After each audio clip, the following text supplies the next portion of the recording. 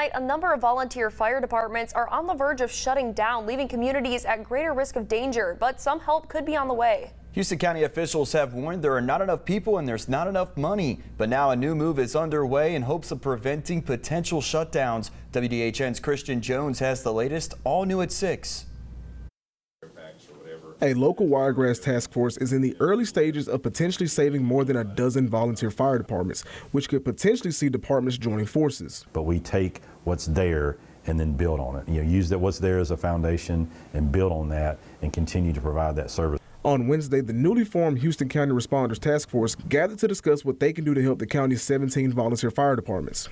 The task force's chairman and Houston County EMS Director Mark Powell met with each department to get a better understanding of their needs. The departments reported back to Powell that they are dealing with certain issues such as needing new equipment and vehicles, but one issue remained constant: the amount of people willing to volunteer.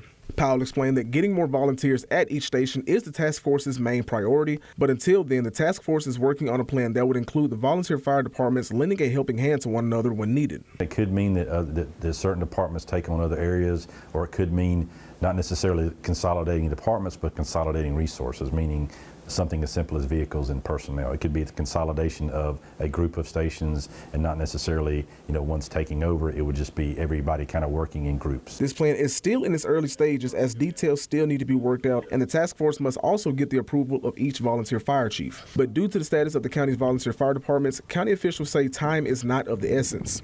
If it gets to the point to where we don't have any fire coverage in the county commission will not have a choice, and we will be forced to come up with a county fire department. Houston County Commission Chairman Brandon Shoup says he hopes the task force is able to come up with a solution as quickly as possible, as the formation of a county fire department could result in a major blow to taxpayers. The worst thing that can happen, in my opinion, is for us to get to a point where we have a county fire department. That is the worst thing that can happen. It will easily cost taxpayers $13 million.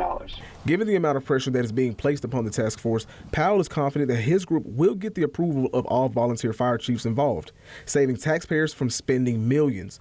In Dothan, Christian Jones, WDHN News for the Wiregrass.